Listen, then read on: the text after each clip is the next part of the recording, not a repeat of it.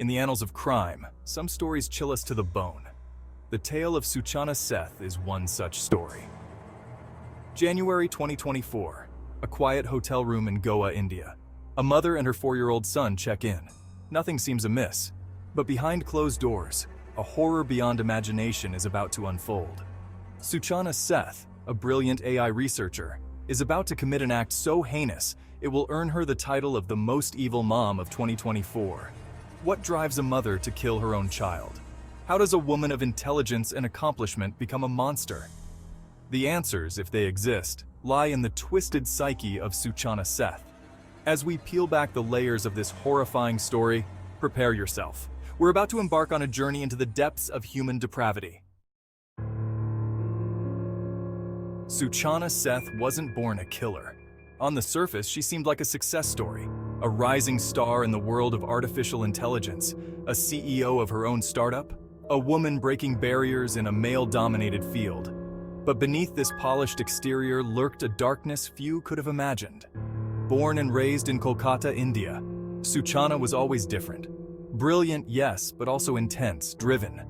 Some who knew her described a coldness in her eyes, a detachment from those around her. Her academic achievements were impressive.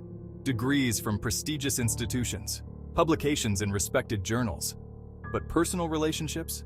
Those were a different story. Even her marriage, it seemed, was more of a strategic alliance than a love match. January 6, 2024. Suchana Seth checks into the Hotel Sol de Goa with her 4-year-old son. To the staff, they look like any other mother and child on vacation. But this is no ordinary trip. This is a journey into darkness.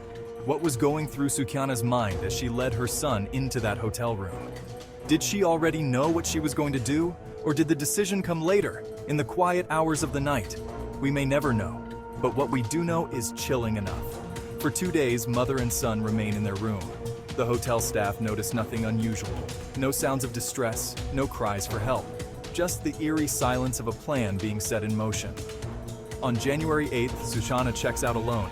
She hails a taxi heading for Bengaluru.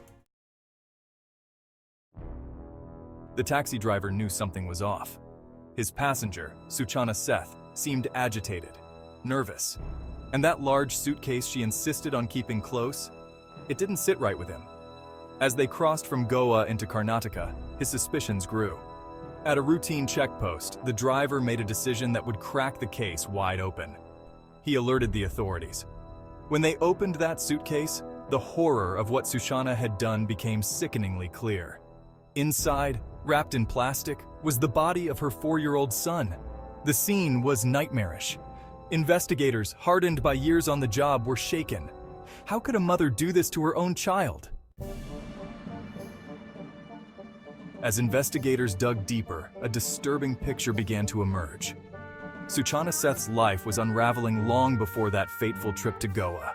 A bitter custody battle with her estranged husband, financial troubles at her AI startup, and whispers of mental instability that had gone unaddressed.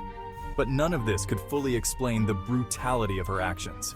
Forensic evidence painted a chilling picture of the boy's final moments. Strangulation, a desperate struggle, and then silence.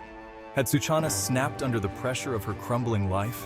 Or was this the culmination of a long-harbored darkness? Interviews with those who knew her revealed a woman who had always been different. Brilliant, yes, but also cold. Detached. One colleague described her as more machine than human. The news of Suchana Seth's crime spread like wildfire. In a country where motherhood is revered, the idea of a mother murdering her child was almost too much to bear. Candlelight vigils sprang up across India.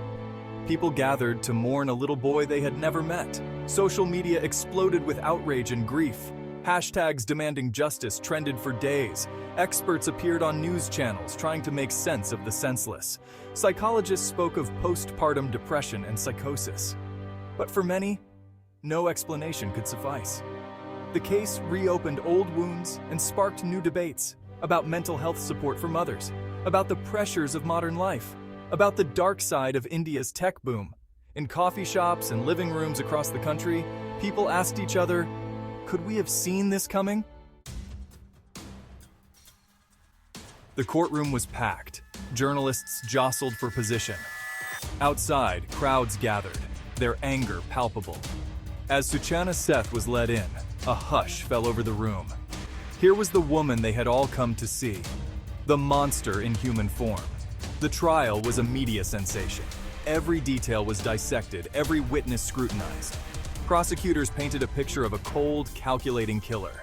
They spoke of premeditation, of a mother who had planned her son's death with chilling precision. The defense team faced an uphill battle. They spoke of mental illness, of a woman pushed to the brink by circumstance. But as the evidence mounted, their arguments seemed to ring hollow. The forensic details were damning. The verdict came as no surprise, guilty on all counts. As the judge read out the sentence, Suchana Seth showed no reaction. No remorse, no hint of the woman she once was. She was led away, destined to spend the rest of her life behind bars. But the story of Suchana Seth doesn't end there. Her crime left an indelible mark on the national psyche. It sparked conversations about mental health, about the pressures of modern parenthood. It forced a society to confront the darkness that can lurk behind closed doors. For the family left behind, the pain will never truly fade. A father without a son, grandparents robbed of their grandson, and countless lives forever changed by one woman's unthinkable act.